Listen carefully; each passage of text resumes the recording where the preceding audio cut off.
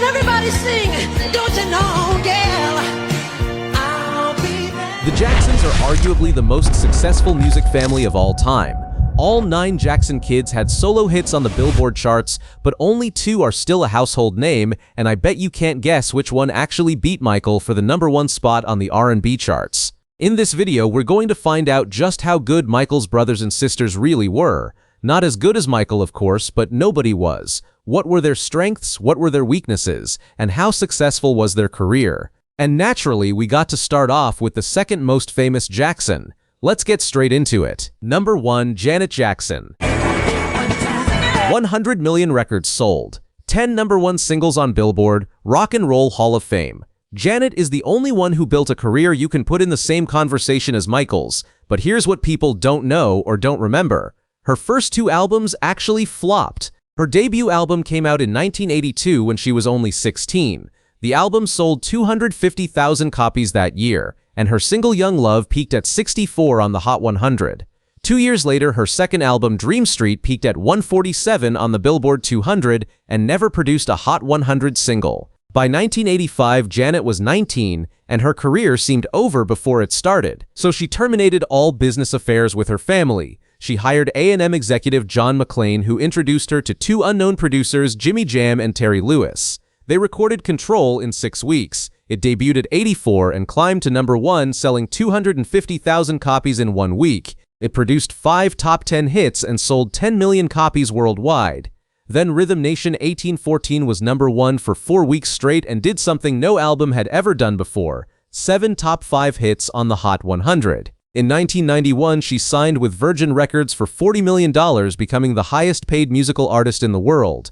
Janet's weakness was her voice. She couldn't outsing Whitney or Mariah, but her strength was her breathy sex appeal and her ability to outdance anyone. Number 2, Jermaine Jackson.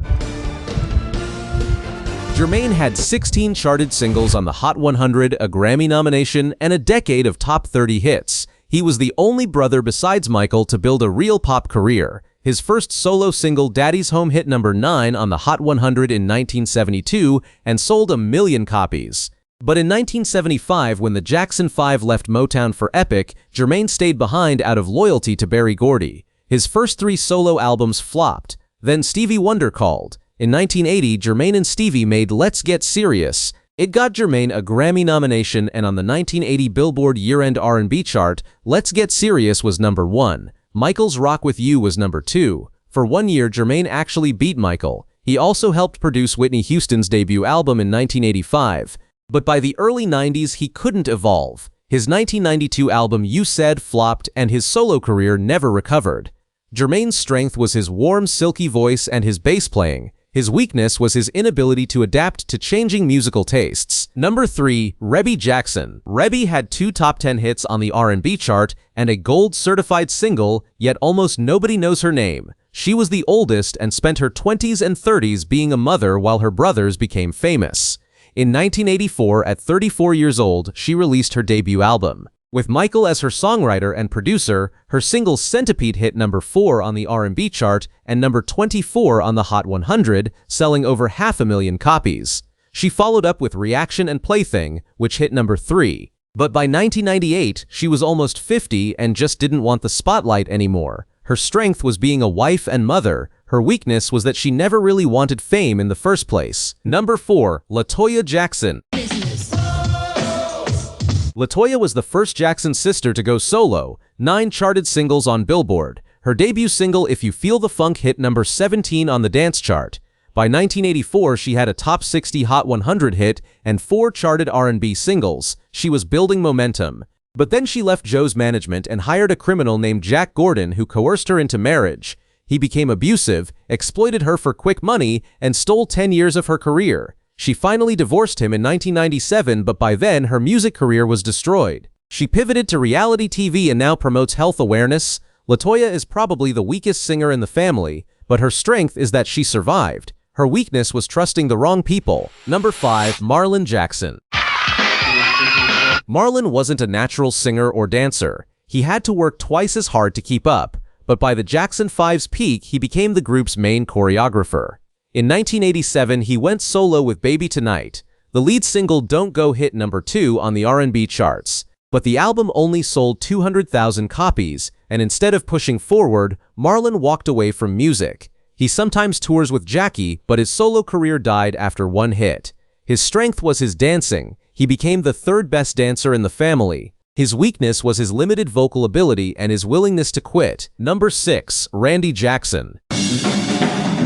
Randy was only 3 when the Jackson 5 started. He grew up practicing and became a multi-instrumentalist: piano, bass, percussion, guitar. He co-wrote tracks on the Triumph album. In 1989, his band Randy and the Gypsies released Love You Honey, which hit number 16 on the R&B charts. But two things killed his momentum. First, Janet's Rhythm Nation came out the same year and A&M focused all their money on her. Second, A&M was being sold and the label was too distracted to market Randy. The album tanked and the band broke up. Worse, Randy wasn't inducted into the Rock and Roll Hall of Fame with the original 5. He never released another solo project. His strength was his musicianship. His weakness was bad timing. Number 7. Tito Jackson. When Tito was 10, he broke a string on his father's guitar. Joe demanded he play, and Tito played so well that Joe cried. That moment led to the forming of the Jackson 5. For 40 years, Tito stayed in the group and never did a solo album. Then a basketball commentator joked that a team was Michael Jackson, Dwayne Wade, and a bunch of Tito Jacksons. Tito got angry. At 63 years old, he released Tito Time in 2016. The single Get It Baby hit number 20 on the adult R&B charts and completed a Guinness World Record for the most siblings with solo Billboard hits. In 2021, he released a blues album, Under Your Spell. Sadly, Tito passed away in 2024 from heart complications. Without Tito, there would be no Jackson 5. His solo career was short, but he was a great guitarist and a good man. Number 8. Jackie Jackson. Jackie wanted to be a basketball player. Music was the backup plan. He had the lightest falsetto of the brothers and co-wrote Can You Feel It and Torture, but his solo career barely existed. His 1973 Motown album never charted. His 1989 comeback single Stay hit only number 39. His voice only worked inside the group harmony. But Jackie is still important. He consults for the Michael Jackson estate and tours with Marlon. He keeps the family legacy alive. His strength is his songwriting. His weakness is that he never developed a solo identity. Number 9. Michael Jackson.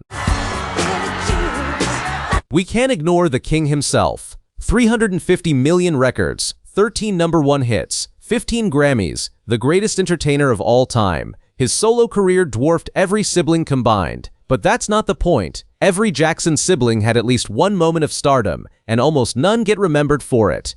That's the price of having a brother who is the king of pop. Thank you for watching this video. If you enjoyed this deep dive, hit that like button and subscribe for more content. Until next time, peace.